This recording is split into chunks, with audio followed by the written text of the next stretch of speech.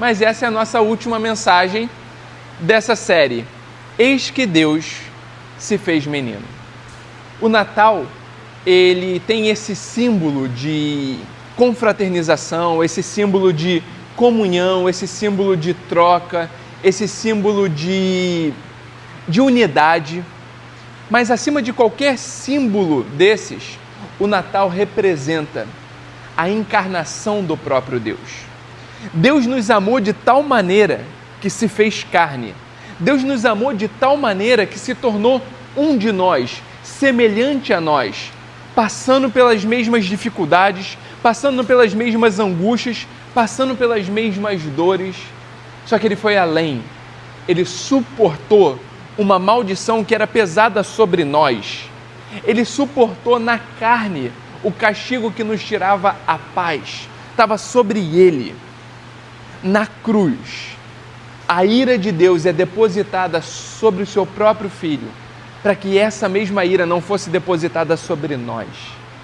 Então, o Natal é o símbolo do amor de Deus. O Natal é o símbolo da união do Deus transcendente com o homem pecador. É Deus se fazendo presente no nosso meio. É Deus se fazendo humano. Então é sobre isso que a gente vai falar um pouco, sobre a primeira vinda e agora essa grande expectativa e essa vigilância a respeito da segunda vinda. Porque na primeira vinda, ele veio e trouxe salvação. Na primeira vinda, ele cumpre uma parte da profecia, porque todos os profetas anunciavam que quando o Messias viesse, duas coisas aconteceriam. Quando o Messias se fizesse presente, duas coisas iriam acontecer: salvação e juízo. Salvação e justiça. Mas quem aqui já viajou por locais montanhosos? Levanta a mão para eu saber. Lugares que tenham montanhas. Ok. Quando você está distante, não parece que as montanhas estão uma empilhada sobre a outra? Parece que está tudo junto. Só que assim que você chega perto, você vê que de um monte a outro, de uma montanha a outra, tem um grande espaço. Os profetas, quando eles estavam olhando ao longe, eles viam duas montanhas: salvação e justiça. Quando Cristo veio, a primeira montanha se fez presente. Ele disse: eu vim para salvar, eu vim para perdoar. Então, esse menino que nasce, ele é o reflexo do amor, da graça, da bondade, da misericórdia de Deus. Ele veio para trazer vida. Só que a Bíblia continua afirmando que ele voltará.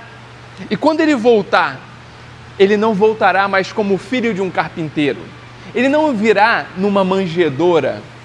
Ele não será mais um menino de uma região humilde. Mas Apocalipse fala que ele virá com escrito na sua coxa: Rei dos Reis, Senhor dos Senhores. Ele virá como o verdadeiro governante e Senhor sobre tudo e sobre todos. Ele virá como Deus que julgará toda iniquidade, toda corrupção, toda imoralidade, e ele fará justiça para todo sempre. Então, entre a sua vinda, o menino que se fez homem, e a sua segunda vinda, o Rei dos Reis e o Senhor dos Senhores, cabe a nós vigilância e expectativa. E é sobre isso que eu quero conversar com vocês nessa noite. E para isso, quero convidar vocês a ler Marcos, capítulo 13, do 33 ao 37. Marcos 13, 33 a 37, eu vou ler na NVI.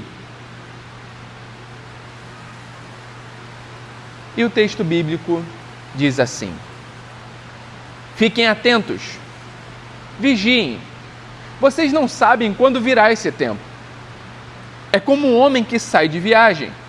Ele deixa sua casa encarregada de tarefas, cada um dos seus servos, e ordena ao porteiro que vigie. Portanto, vigiem, porque vocês não sabem quando o dono da casa voltará. Se à tarde, à meia-noite, ao cantar do galo, ou ao amanhecer. Se ele vier de repente, que não os encontre dormindo. O que lhes digo, digo a todos: vigiem. Até aí.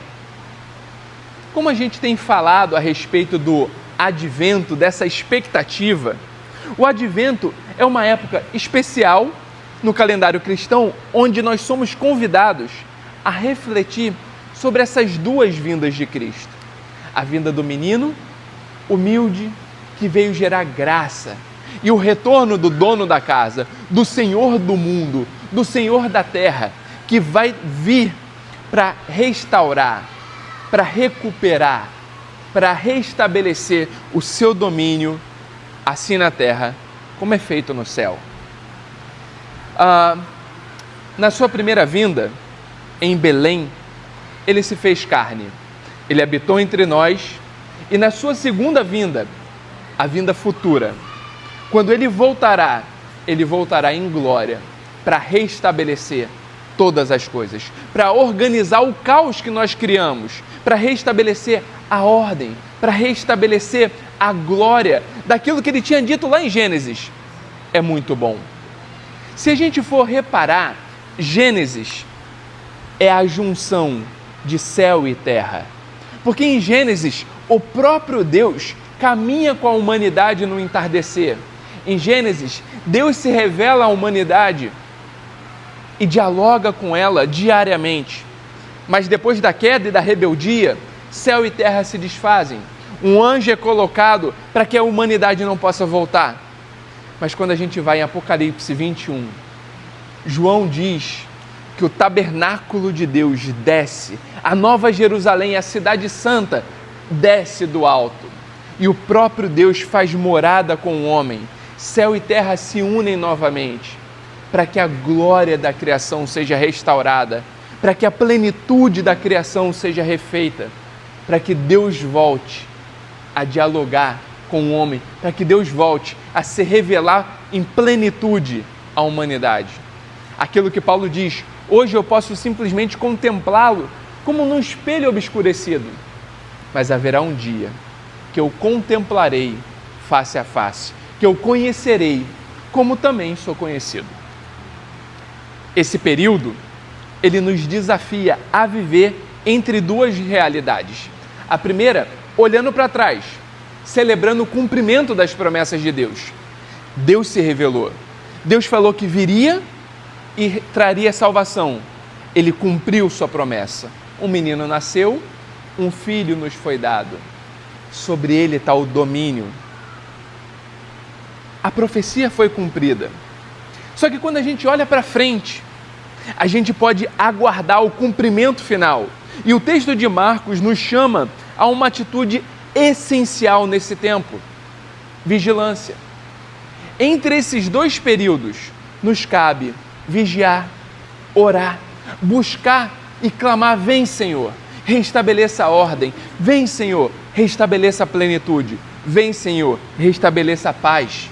Enquanto isso, a ordem nos é dada para, como servos, administrarmos a casa.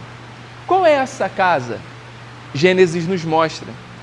Nós fomos criados, a coroa da criação, para que a gente possa cuidar, zelar, dominar sobre o templo de Deus, que é a própria terra. Que a gente possa cuidar daquilo que Deus nos deu de brinde, de presente, que é a própria criação. Então nós somos governantes da terra, mordomos da terra, ou como diria o Lewis nas Crônicas de Nárnia, os reis e rainhas da criação. Só que ele voltará, e quando ele voltar, ele vai nos questionar: o que vocês fizeram com a criação que eu lhes entreguei? Há uma história de que uma pessoa questionou Lutero sobre como poderia servir a Deus. Lutero então pergunta a essa pessoa: qual a sua profissão? E ele diz: eu sou engraxate. Lutero então diz assim para ele: engraxe sapatos, como se você estivesse lavando os pés de Jesus. Trazendo isso para nós, o que a gente pode afirmar é o seguinte: antes de trazer essa afirmação para nós, em Apocalipse 21, se eu não me engano, posso estar errado a respeito do versículo, mas eu acho que é o versículo 24, vai dizer que os reis das nações trarão ao Senhor o seu tesouro. Sabe o que isso quer dizer? Que nós, quando estivermos diante de Deus, como reis das nações, nós apresentaremos para Deus aquilo que Ele nos confiou, aquilo que Ele colocou nas nossas mãos. Nós entregaremos para Ele falando assim: Senhor, o que fizemos para a sua honra, fizemos para a sua glória, fizemos para o seu louvor. Aquilo que o Senhor nos deu de presente, a nossa profissão, os nossos dons, os nossos talentos, agora nós te entregamos em louvor e adoração, porque tudo é do Senhor, porque dele, por ele, para ele são todas as coisas. A ele é glória para todo sempre. Então, voltando ao texto, Jesus, ao final do capítulo 13, nos dá uma advertência clara. Nós não sabemos nem o dia, nem a hora da sua volta, mas precisamos estar prontos. Ele usa uma figura do dono da casa que sai em viagem, mas confia responsabilidades aos seus servos, dizendo para eles estarem vigilantes. Assim também, Deus nos deu um chamado claro: viver atentos e prontos para a sua vinda. Existe uma história de que Calvino, já idoso, não podendo se locomover sozinho, e Calvino, os calvinistas vão dizer que nós somos os eleitos, uma vez salvo, salvo para sempre. Mas é interessante que Calvino, já no final da sua vida, não podendo se locomover, ele pedia para os seus estudantes: por favor, me levem até a igreja. E aí os estudantes falaram assim para ele uma vez: viu, o senhor já está idoso, o senhor já contribuiu muito, por que o senhor agora não descansa? Ele diz: ai de mim, se o meu Senhor voltar e me pegar dormindo. Ai de mim, se o Senhor voltar e me pegar dormindo. O convite para nós é para vigiar e orar. O convite para nós é estarmos atentos à vocação que o Senhor nos deu, aos dons que Ele colocou na nossa mão, ao propósito de vida que Ele nos entregou, e viver para a sua honra e glória. Por isso, o primeiro ponto da nossa mensagem é um chamado à vigilância. No versículo 33 e 34, 3 verbos são postos, que é olhai, vigiai e orai. Porque a gente não sabe quando chegará o tempo. Jesus inicia esse trecho com esses 3 imperativos: olhar, vigiar e orar. Ele enfatiza com isso um único ponto, que é a atenção constante, é a vigília constante. Ele destaca que a gente não pode ficar com apatia, que a gente não pode ficar alheio. E, infelizmente, um grande problema da igreja atual é que ela ficou apática com a sociedade ao seu redor. Uma coisa que sempre me questionou e sempre onde eu pude estar pastoreando a igreja, eu sempre fiz essa pergunta: se a nossa igreja saísse do bairro agora, qual a diferença que ela teria feito? As pessoas ao nosso redor veriam alguma mudança? Teriam sido impactadas de algum modo? Será que elas saberiam que em algum dia houve uma igreja naquele lugar? Nós estamos começando, esse impacto ainda não apareceu, mas que a gente possa começar a nossa igreja com isso em mente: o que nós podemos ser e fazer para a nossa sociedade, para o nosso bairro, para as pessoas da nossa academia. Qual a diferença que a gente pode gerar no ambiente que Deus nos colocou? Ou nós ficaremos como aquela parábola, à beira do caminho, e deixando com que as aves comam a semente? O Senhor voltará como Ele nos encontrará. A vigilância, ela não é uma espera passiva, mas é uma espera ativa. Eu aguardo com grande expectativa, mas enquanto Ele não retorna, eu sei que há trabalho a ser feito. Enquanto Ele não retorna, eu sei que tem coisas que precisam, que o Senhor colocou na minha mão para que sejam executadas. E eu não posso olhar para essas coisas ao redor e falar, que outro faça, que outro se disponha. Não é meu tempo, não é para mim. O que o Senhor está nos convidando é para uma espera. Mas enquanto esperamos, tem uma música do Marcos Almeida, mas ele vai dizer assim, esperar em Deus é sempre caminhar. Isso faz muito sentido, porque às vezes a gente acha que esperar é o nosso hino, deitado eternamente em berço esplêndido. Não, o esperar em Deus é, Senhor, enquanto eu aguardo o seu agir, o que o Senhor colocou na minha mão para fazer, isso eu quero fazer com amor e graça e excelência. A vigilância aqui não é descrita como simplesmente estar acordado, mas como um estado ativo de prontidão. Jesus compara a situação do dono da casa que deixa o seu servo encarregado de tarefas específicas. Um homem parte para a terra, ele deixa a sua casa, está lá no versículo 34, deu autoridade a esses servos, você faz isso, você faz aquilo e você aquilo outro. Ao porteiro ele fala, cuide para que ninguém entre, para que ninguém saia, ou para que você esteja atento para quem entra e para quem sai. Cada servo tem uma tarefa específica. Isso sugere que a vigilância ela é vivida num cumprimento fiel das nossas responsabilidades, daquilo que Deus nos confiou. Eu escuto muita gente falar assim, eu não sei qual é a minha vocação. Eu não entendo vocação como algo individual. Eu entendo vocação como algo coletivo. Qual é a vocação que Deus deu à sua comunidade? A igreja que Deus te chamou para ser parte, para ser raiz. Você entendendo isso, você entendendo qual que é a vocação dessa igreja, qual a missão dessa igreja, a pergunta que você deve fazer logo em seguida é, como eu posso contribuir com essa vocação? Usando meus dons, talentos, recursos, energia e tempo. Como que eu posso contribuir para essa vocação coletiva com aquilo que Deus me deu individualmente? Como que eu posso contribuir para o bem comum com aquilo que Deus me chamou pessoalmente para ser e fazer? Faz sentido para vocês?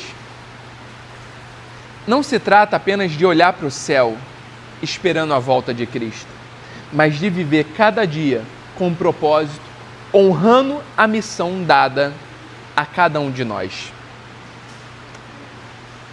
Eu tenho muita dificuldade com, às vezes, um estilo de ser igreja que nos faz ficar dentro da igreja segunda, terça, quarta, quinta, sexta, sábado, domingo de manhã e domingo à noite. Sabe por quê? Porque quando a gente fica a nossa semana inteira dentro de uma igreja, a gente perde o referencial de família e o cuidado que Deus nos deu, as responsabilidades que Deus nos deu dentro de uma família. A gente perde a noção de ser luz do mundo e ser sal da terra, porque a gente fica dentro de uma bolha, ouvindo os iguais, falando o mesmo dialeto, vivendo a mesma subcultura. Imagina, uma pessoa entra aqui agora e a gente está aqui, Jeová Jirê, Jeová Rafá, tudo na benção. E o irmão fulano? Tá na glória. Oxalá Maranata. A pessoa vai olhar e falar assim, peraí, isso é português? A questão é, Deus nos chamou para ser igreja, e ser igreja é olhar para os de fora, é dialogar com os de fora, é servir os de fora. Igreja só é igreja quando é para os de fora. Então o nosso convite, o convite de Deus para nós, é usar disso para servir aqueles que estão ao nosso redor. vir aqui no porto para receber, para que de segunda a sábado a gente possa ofertar, a gente possa doar, a gente possa servir. A questão do vigia, do porteiro, é a vigilância, é o olhar atento àquilo que acontece ao redor. Assim, nós somos chamados para abrir as portas para o Senhor, para quando Ele vier, mas também para abrir as portas para os servos irem. É a gente estar atento no nosso cenário local, estarmos atentos no cenário global e questionarmos como nós podemos fazer missão, viver uma vida missional e como nós podemos fazer missões, enviar missionários em campos onde Cristo não foi ouvido falar, locais onde Cristo ainda é um desconhecido. É isso que é ser porteiro. E em 2 Tessalonicenses 4, tem um texto, ele vai do 12 ao 17, que muitas vezes ele é mal interpretado. Nesse texto, Paulo diz que nós iremos ao encontro do Senhor nos ares. Já ouviu isso? Isso tem dado a ideia de arrebatamento, porque nós iremos ao encontro do Senhor nos ares. Mas essa expressão, ela aparece 2 vezes na Bíblia. E as 2 vezes ela tem o mesmo sentido. Um general vitorioso de guerra entrando na cidade e uma comitiva sendo preparada para ir ao encontro fora da cidade, encontrar esse general e entrar com ele na cidade celebrando a vitória. A expressão que Paulo usa é: quando o Senhor vier para reinar, nós, Igreja do Senhor, iremos ao encontro dele e falaremos: vem e reina, Senhor. Vem e reina porque o Senhor é o general vitorioso. Vem e reina porque o Senhor conquistou na cruz o direito sobre toda a criação. Vem e reina, o mundo é seu. É isso que Paulo está dizendo. E essa é a expressão do vigilante, do porteiro. É aquele que vai abrir as portas e falar: a criação é sua, a terra é sua, vem reinar. Ainda nesse ponto, a gente pode dizer que a base da vigilância é a oração. Jesus associa a vigilância a estar o tempo todo em oração. E por que isso é importante? Porque a oração, ela nos conecta ao propósito de Deus. Ela fortalece a nossa fé em tempos de espera. A gente precisa entender a oração não como manutenção. Senhor, cuida da minha família. Senhor, cuida do meu emprego. Senhor, abençoa a minha igreja. Mas a gente precisa olhar para a oração e entender a oração como trincheira, como ponto avançado numa batalha. Sabe o que isso quer dizer? A gente chega num determinado ponto, fixa a residência ali e clama: Senhor, que a gente possa conquistar esse local, que a gente possa influenciar esse local, que a gente possa transformar esse local. A nossa oração precisa ser uma oração de trincheira, precisa ser uma oração de avanço, precisa ser uma oração de constante caminhada. É por isso que Jesus vai dizer que as portas do inferno não prevalecerão contra a igreja. Às vezes a nossa oração, ela é: Senhor, que o inferno não avance, que o inferno não entre na nossa igreja, que o inferno não tome os nossos jovens quando eles forem para a faculdade, que o inferno não tome as nossas crianças através dos desenhos animados. Mas que a nossa oração seja: Senhor, já balança a porta, porque a gente vai entrar.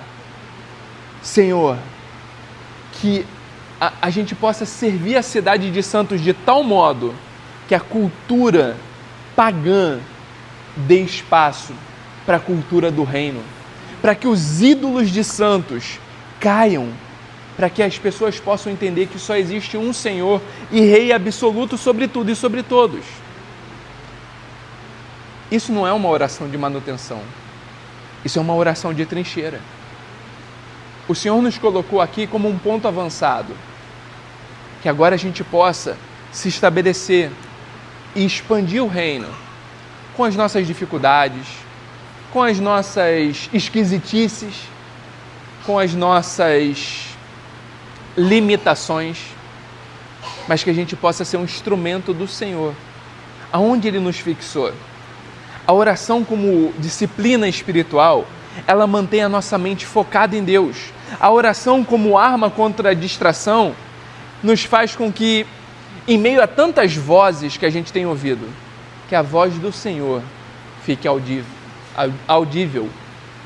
Afinal de contas, gente, eu estava tendo uma conversa, acho que foi com o Felipe, que a gente estava conversando e ele falou assim, já percebeu que quando acaba o culto a gente fala sobre tantas outras coisas, menos sobre aquilo que Deus está falando ao nosso coração, aquilo que Deus está direcionando a nossa vida?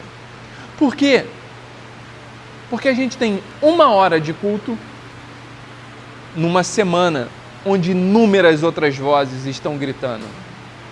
Onde a gente vai ouvir vozes de política, onde a gente vai ouvir vozes familiares, onde de madrugada eu vou ouvir vozes de bebê, onde cada um de nós vai ter as suas vozes particulares, onde as vozes do Reels do Instagram vai gritar.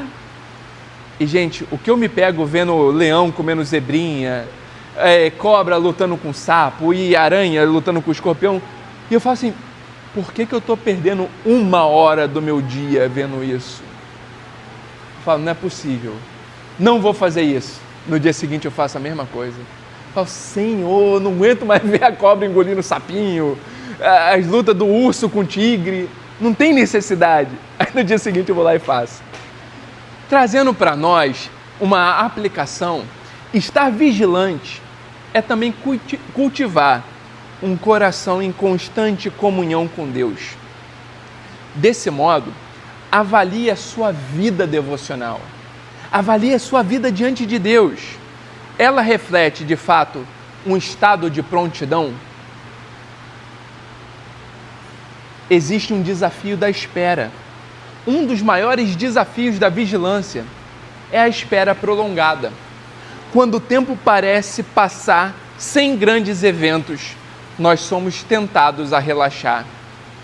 Quantos aqui, que ao esperar uma espera muito longa, não desanimou, não desistiu, não baixou a guarda? E de repente, quando Deus responde à oração, você fala assim, não é que Deus ouviu? Eu não estava nem atento. Quantas vezes que eu já não olhei para trás e falei assim, Deus respondeu o que eu estava clamando. E eu nem percebi. Ele disse sim a uma coisa que eu estava buscando. Só que as outras vozes, a espera foi tanta que eu deixei passar. O convite é para prontidão. Mas em segundo lugar, se a gente está falando de vigília, existe o perigo da indiferença. Nos versículos 35 e 36 a gente vê isso muito claro. O texto bíblico vai falar, vigiai, pois, porque não sabeis quando virá o Senhor da casa, à tarde, à meia-noite, ao cantar do galo ou pela manhã, para que vindo de improviso não vos ache dormindo. Jesus aqui enfatiza não apenas a necessidade de vigilância, mas também o perigo de sermos encontrados dormindo. Essa metáfora, ela aponta não para você ter um tempo de descanso, mas a indiferença espiritual, a negligência para com as coisas de Deus e a falta de preparo diante do retorno de Cristo.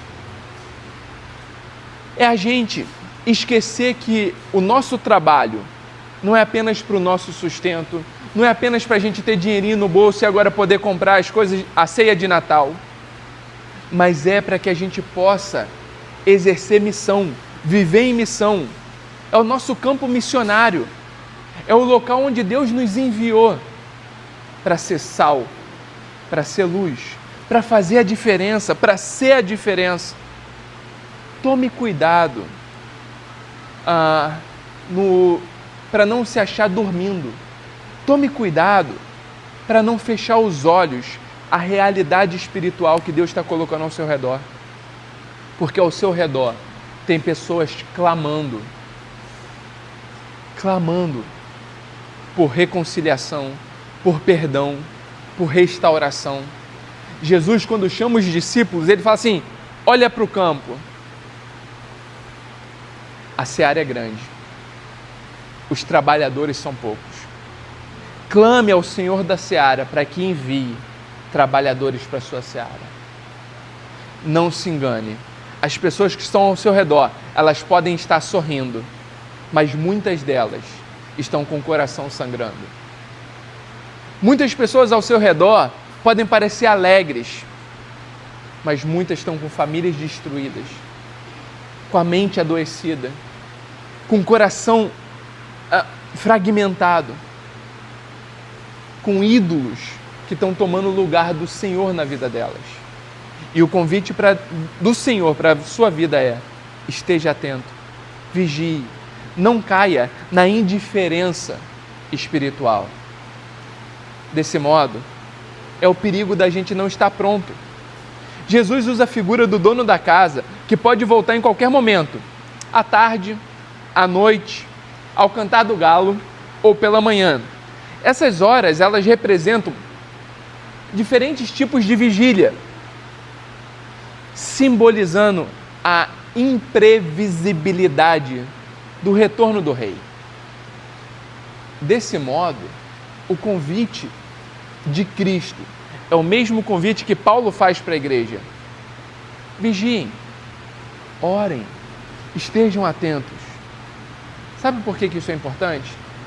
Porque é muito fácil a gente cair na rotina, assumindo que o Senhor vai demorar. Tem uma história em um dos livros do Lewis, em um dos livros da Crônica de Nárnia, que é uma feiticeira verde.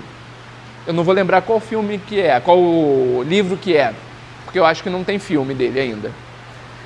Mas nesse livro, eles estão indo enfrentar uma feiticeira, só que essa feiticeira, ela tem um pó que faz com que eles percam a identidade. Eles caem no esquecimento. E eles passam a viver uma vida sem saber qual que era a missão que eles tinham, que era a missão de enfrentar a feiticeira. E agora eles se amoldam ao mundo criado pela feiticeira, porque aquele mundo parece bom, porque aquele mundo parece útil, porque aquele mundo parece feliz. E eles não percebem que ao perder a sua identidade, eles tornam-se escravos da feiticeira. Quantas vezes nós não perdemos a nossa identidade porque a gente se amoldou ao mundo?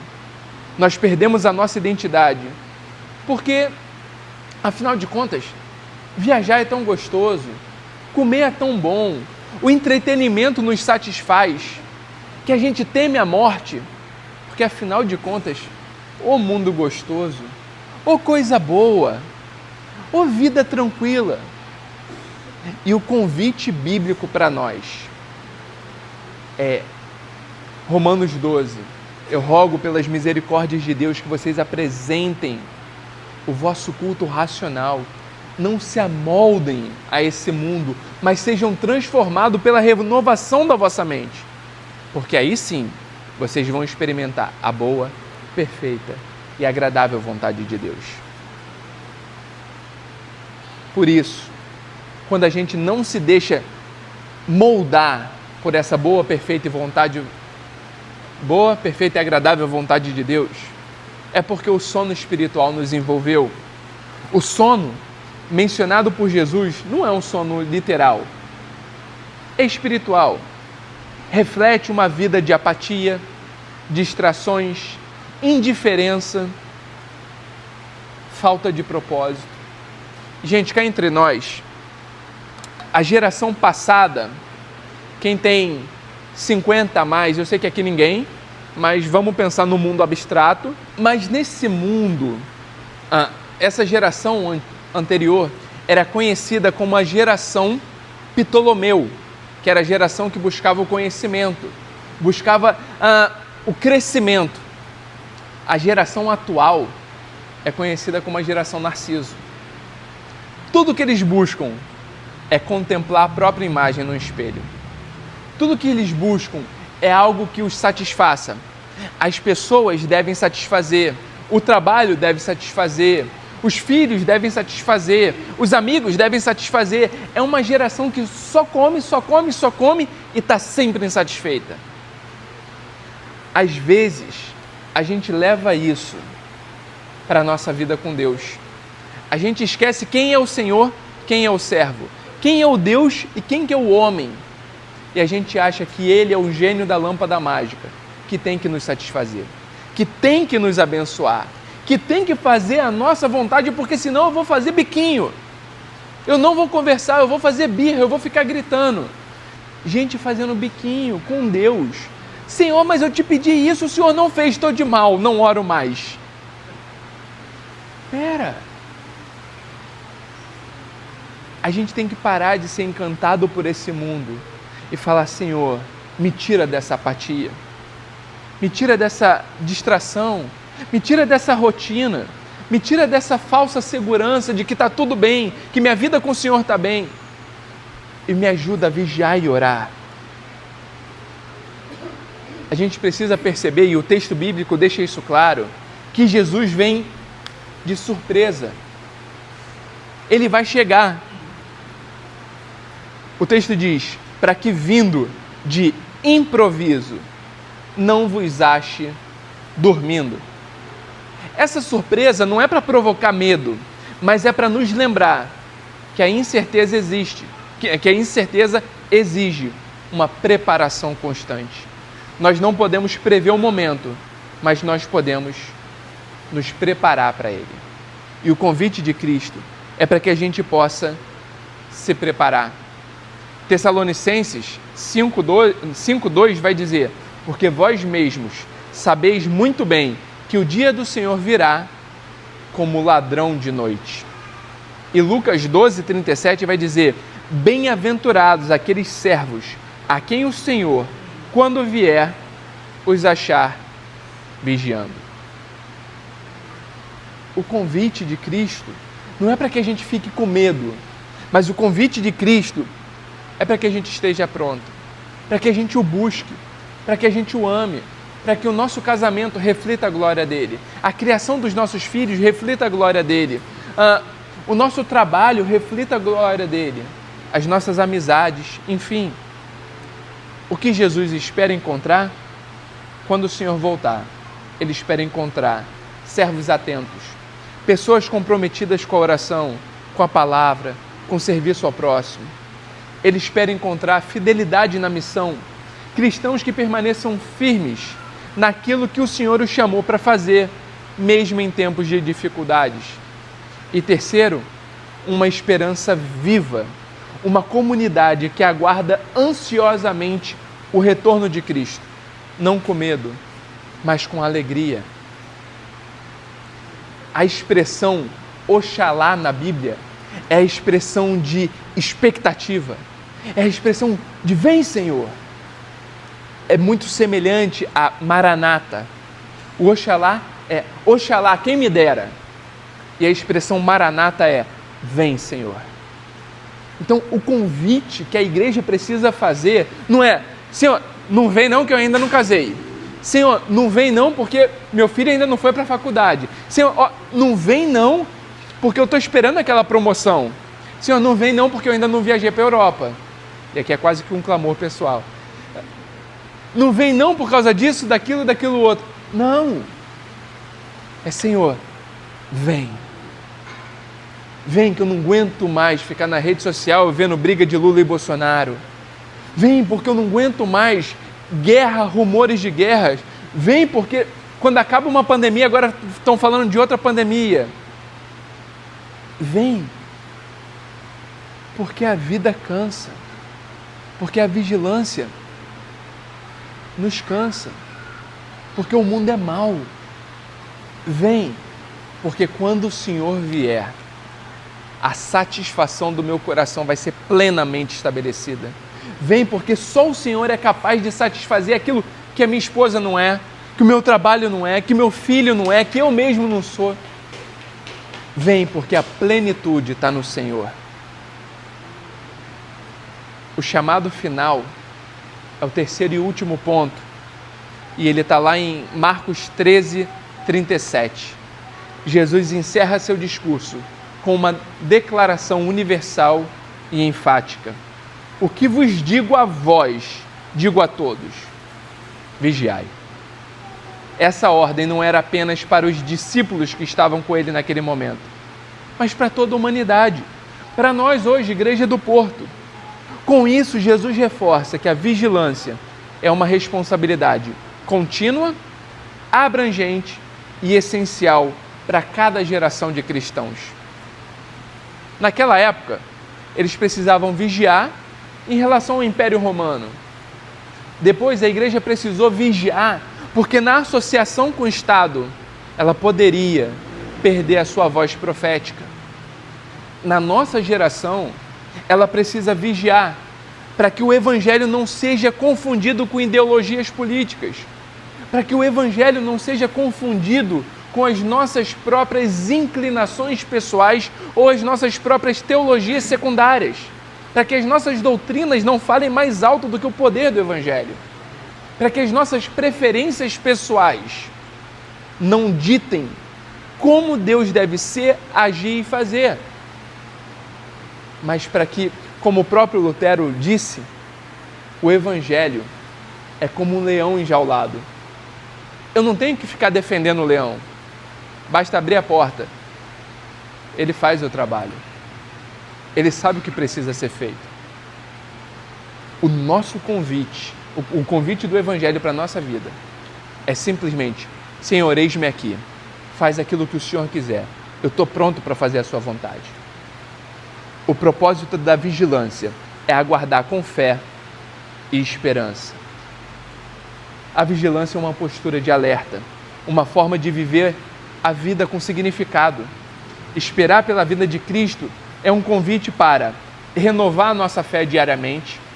Senhor, se o Senhor não voltar hoje, me usa de forma intencional. Me usa onde eu estiver, para quem o Senhor quiser me levar. Segundo, cultivar uma esperança viva. Senhor, o mundo pode estar mal, as coisas podem estar caóticas ao redor, mas eu não me curvo às paixões desse mundo. Eu não me amoldo a esse século, mas os meus olhos estão fitos no Autor e no Consumador de todas as coisas. E terceiro, viver com intencionalidade, aproveitando cada oportunidade para glorificar a Deus e cumprir a missão que Ele nos confiou. É olhar e falar assim: Senhor, enquanto eu estou nesse restaurante, que eu possa abençoar, nessas amizades que eu tenho, que eu possa ser luz, na minha família, que eu possa ser um exemplo em cada área da minha vida, que eu possa te servir com intencionalidade. Também que eu possa praticar essa vigilância diariamente, para que eu possa todos os dias regar aquilo que o Senhor me colocou nas mãos, que eu possa ver frutificar e florescer cada uma das bênçãos que o Senhor me entregou. Jesus não nos dá apenas uma advertência, mas também aponta para um caminho, que é o caminho do cultivo, é o caminho da busca, é o caminho da comunhão. Deixa eu te falar uma coisa: nem sempre você vai conseguir vigiar. Esse é um grande problema, porque o convite é para a gente vigiar o tempo todo, mas nem sempre a gente vai conseguir. É por isso que existe igreja, porque não dá para eu não dormir, não dá para eu vigiar de tarde, de noite, ao cantar do galo, ao amanhecer, não dá. Tem horas que eu preciso descansar, tem horas que eu não dou conta de fazer aquilo que eu gostaria de fazer, mas quando eu estou fraco, vem um outro e me dá suporte.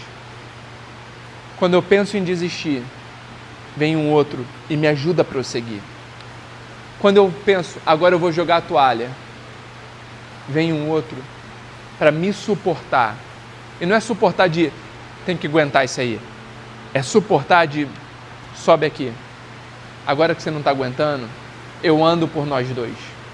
Porque vai ter uma hora que eu não vou aguentar. E aí eu vou gritar por ajuda. Deus nos chamou para viver como igreja, porque Ele sabe que sozinho a gente não dá conta. Por isso a gente precisa viver nessa comunidade de fé. É na comunidade de fé que Ele derrama a sua graça. É na comunidade de fé que Ele dá a oportunidade de amar um ao outro. É na comunidade de fé que o pecado do outro me confronta e o meu pecado confronta o outro, e com isso um afia o outro, um molda o outro. É na comunidade de fé que eu posso exercer a oração um pelo outro. E para a gente fechar, é a alegria dessa expectativa. E essa alegria a gente vive em conjunto. Embora o tom de advertência seja sério, o chamado à vigilância não deve ser encarado com medo, mas com esperança, com alegria. A volta de Cristo é motivo de celebração para aqueles que estão prontos. O advento é um lembrete de que Deus cumpre as suas promessas e que Jesus veio uma vez e Ele virá novamente. A ordem vigiar é simples, mas é profunda. Ela nos chama a viver atentos, preparados, focados no Senhor. Quando Cristo voltar, como que Ele vai encontrar a igreja? Como Ele nos encontrará? Que sejamos encontrados fiéis, vigilantes, cheios de esperanças e prontos para celebrar, porque a primeira atitude da plenitude do reino é um banquete. Quando Ele pega o vinho, Ele fala assim: eu só beberei do fruto da videira novamente quando o reino for estabelecido na sua plenitude. Ou seja, a plenitude do reino é uma celebração, é um banquete. Viver em vigilância é viver com propósito, sabendo que a qualquer momento encontraremos o nosso Senhor face a face. E para que a gente possa guardar, a conclusão é: vigiai, porque o Senhor está voltando. Esteja pronto para encontrar com Ele. Vamos orar?